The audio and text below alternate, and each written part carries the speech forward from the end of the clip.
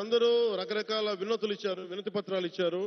రోడ్లు ఉన్నాయి, అలాగే అక్కడ క్వారీ కూడా తవ్వుతున్నాం, క్వారీ కూడా తవ్వుతున్నారు, క్వారీలు కూడా అడ్డగోలుగా ఉన్నాయంటే అవి కూడా చేద్దాం. నాకు కావాల్సిందల్లా ఇక్కడున్న యువతలో మీరందరూ కూడా, మీరు ఏ జాతికి చెందిన వాళ్ళైనా నాకు అనవసరం, కొత్త నాయకత్వం మీ నుంచి పుట్టాలి. మీరు, నేను కులం కానీ మతం కానీ ప్రాంతం కానీ చూడాల, మానవత్వాన్ని చూస్తాం.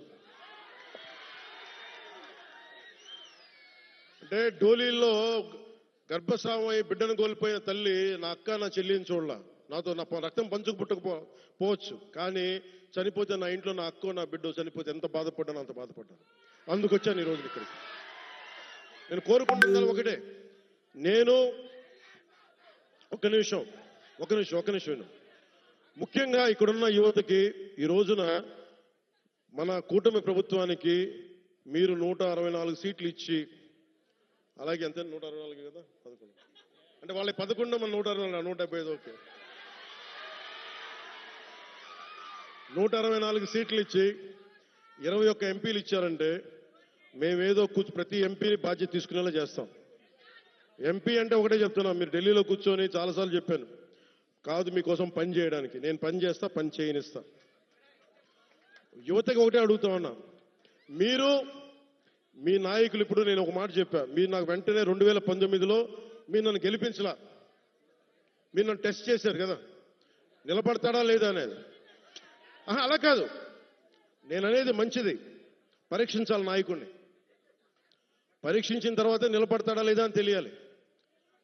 అలాగే ఈ రోజున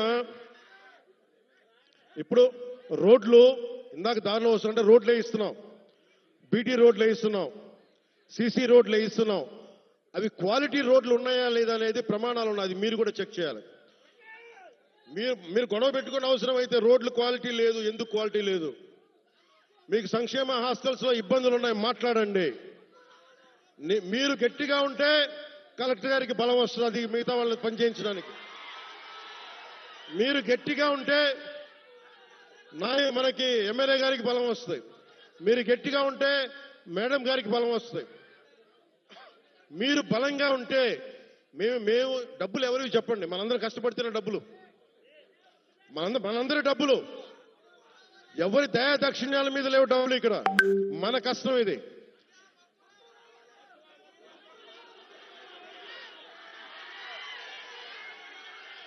అందుకని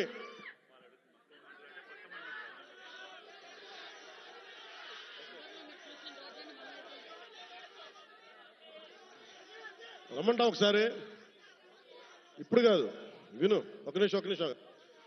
నాకు మక్కువ మండలం అంటే చాలా మక్కువ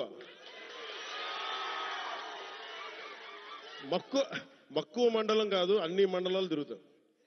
ఒక్క రోజులో అన్ని సాధ్యం కాదు కాబట్టి మీరు నాకు వదలండి. ఆ రోజు మా జయకృష్ణ గారి కోసం వచ్చినప్పుడు మొత్తం వచ్చారు కదా, నేను మర్చిపోతాను ఆ రోజున. అన్ని కాదు, నా కోరిక ఒకటేంటంటే నన్ను పని చేసుకునేవాడిని. మీరు నా మీద పడిపోతే రోడ్డు వేసారు, ఇందాక అడుగుతా ఉన్నా, రోడ్డు వేద్దామంటే కనిపించలేరు, మీ అందరూ దండం పెడతాను బాబు, నాకు రోడ్డు చూడండి ఇవ్వండి అని. ఓజీ అంట, లేదంటే అన్న ఇదివరకు సీఎం అనే వాళ్ళు ఇంకా పోలా, డిప్యూటీ సీఎం గారు సరిపోతాను, ఆనందించాను. ఇంకా అవి కాకుండా నేను అనేది ఏంటంటే, యువతకు కానీ ఆడపడుచులకు కానీ పెద్దలకు కానీ, నేను వచ్చి మీకు నన్ను పని చేస్తే మీ భవిష్యత్తుకే మంచిది. నన్ను చుట్టుముట్టారనుకోండి, పని చేయాలి కదా.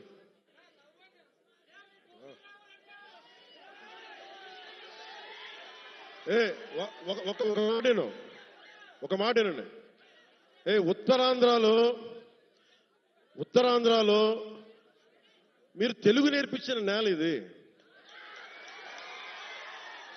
వాడుక భాష నేర్పించిన నేల ఇది, తిరుగుబాటు అంటే నేర్పించిన నేల ఇది. అంటే మనల్ని ఎవరన్నా దోపిడీ చేస్తుంటే ఎదురు తిరిగే నేల ఇది.